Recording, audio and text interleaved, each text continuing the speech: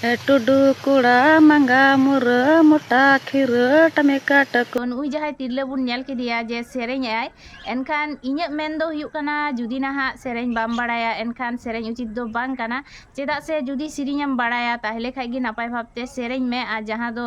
सेरेñ M आ social media RAM post आ no नोंकान बड़ी सेरेñ नोआ दो ठीक बाय हुयुग कना इᱧᱟᱹᱜ मेन दो नोआ गे हुयुग कना नोआ सेरेñ रेना दो काकठेंग बकठेंग ओका गे हा बांग बुझाᱹᱜ कना तो नो नोंकान सेरेñ बोले मेना आ इᱧᱟᱹᱜ दो बाड़ाय बांग तहे कना तो चिका कते सेरेñ दाड़ेयाग कना नुई तिरले ओना दो नाहा आज गी बाड़ायाय चेदा से नोंका सेरेñ काते सोशल मीडिया रे पोस्ट उचित बांग कना चेदा नो कटी लटू गिद्रा को से गोगो बाबा तुल्लो हड़ नोंका सेरेñ को नेल आते एनखान चेद को भबिता एनखान जहाय यंग जेनारेशन कटी कटी गिद्रा हिना को बाहा लेका हारा राकाब कना को उनको जुदी नोआ सेरेñ को नेला उनको चेद को बुझावा आ चेद लेका बुझाᱹᱜ कना नोआ सेरेñ आंजम कते ओना हो बुन बुझाᱹव दाड़ेयाग कान गया तो इᱧᱟᱹᱜ मेन दो हुयुग कना नोंका सेरेñ उचित दो बांग कना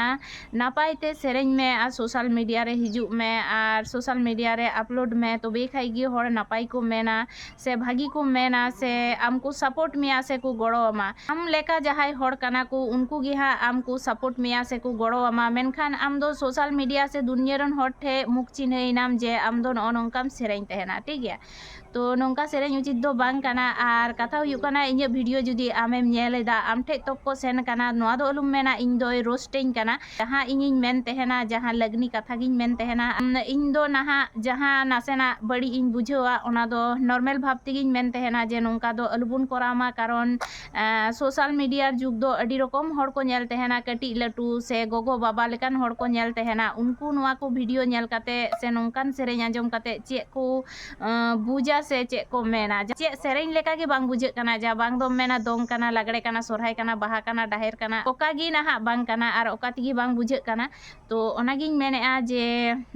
जुदी इᱧᱟᱹᱜ वीडियो आम ठेन तक को सेन कना तो नापाय वीडियो अगु काते हिजुग में नापाय नापाय सेरेñ में जतो हड़ सपोर्ट रेले तहेना आम गड़ो रेले तहेना मेनखान नोंकान सेरेñ दो इñiñ मेना सोशल मीडिया रे अपलोड उचित बांग कना तो चलो तबे तिहिñाग वीडियो दो नेंडेगी आर ओकय को चि लेका दिस हुदिस मेना ताबोना कमेंट काते नाहा बाड़ाय चोñ ताबोन पे।